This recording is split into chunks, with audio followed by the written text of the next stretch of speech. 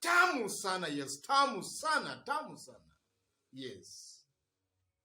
About 3 hours ago, Mutahi Ngunyi has dropped a bombshell on William Ruto's support on the mountain. This is what Mutahi Ngunyi, through his Twitter handle account, has to say about 3 hours ago. Akikuyus will betray Ruto last minute, and I am never wrong on political predictions.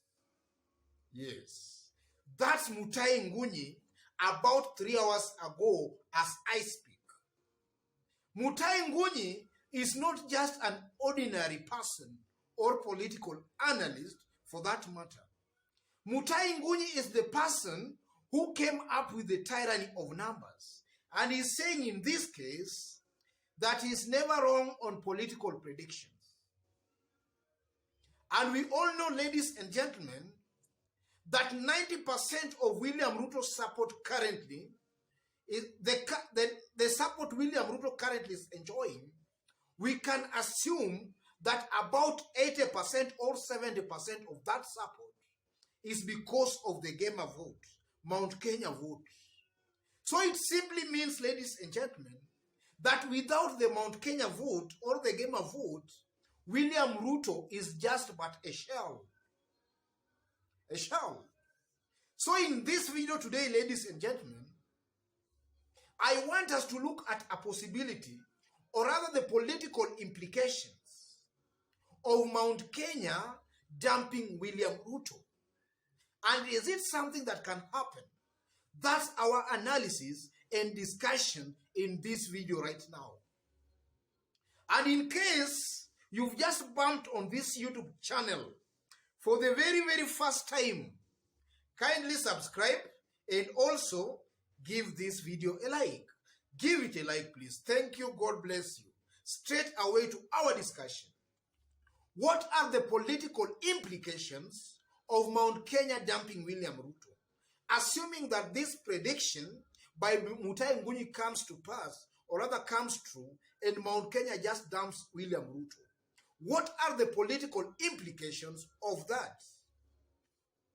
I know there might be so many political implications of that move or that dumping of William Ruto by Mount Kenya, but I've tried to summarize them into 5 points for you to easily understand what I'm saying. The first point is this, ladies and gentlemen. Assuming Mount Kenya today dumps William Ruto, then ironically or surprisingly, William Ruto's political bedrock of Rift Valley, or rather the Kalenjin Rift Valley, might also split.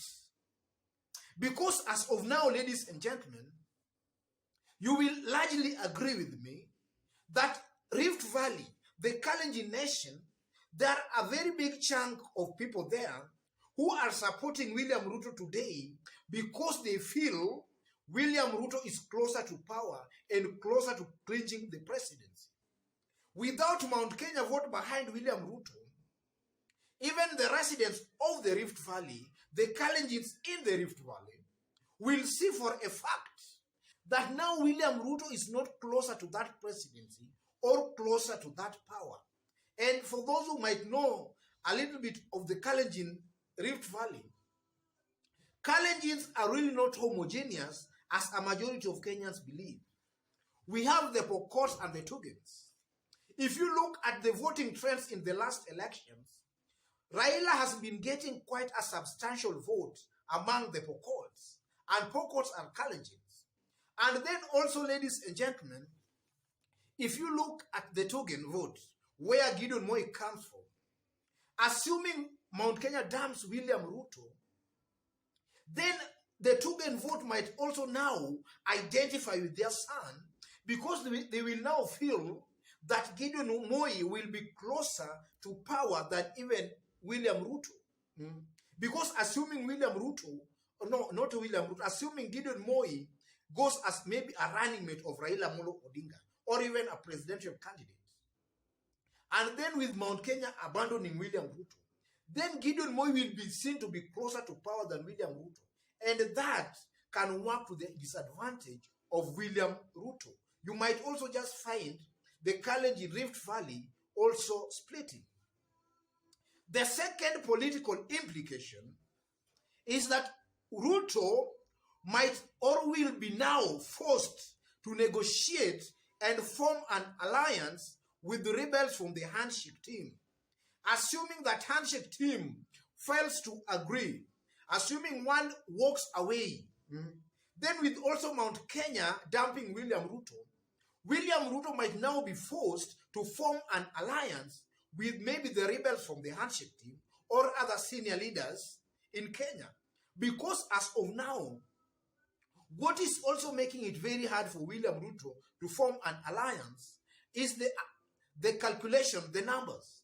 Because forming an alliance with maybe somebody like Oparanya, Mudavadi, or even Kingi at the coast, it will mean that maybe Kingi, Oparanya, or even Mudavadi or Kalonzo maybe goes for the top seat of the deputy president seat.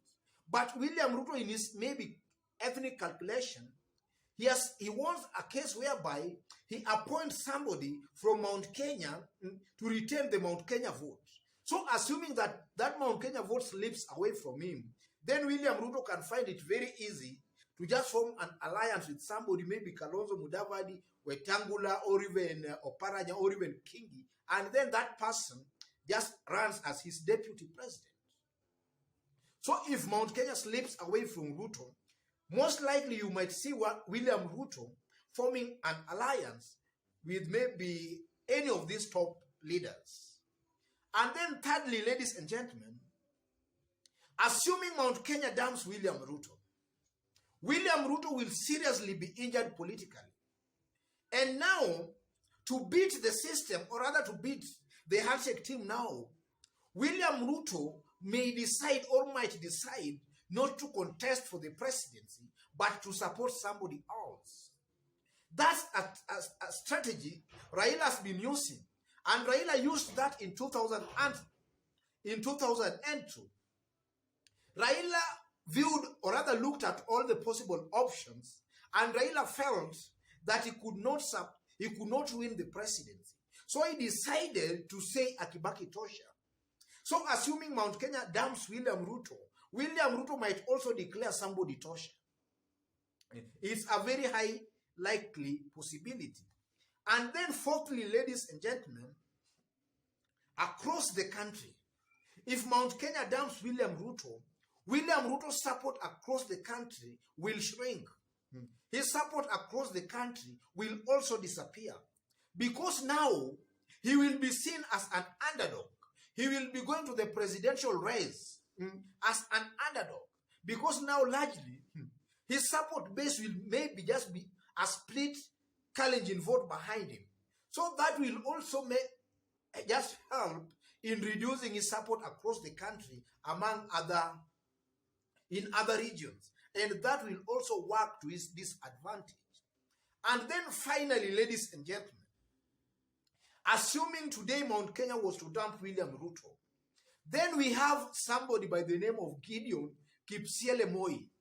As William Ruto will be becoming weaker, or rather as his support will be growing weak and weak, or rather smaller, Gideon Moi's star will be rising.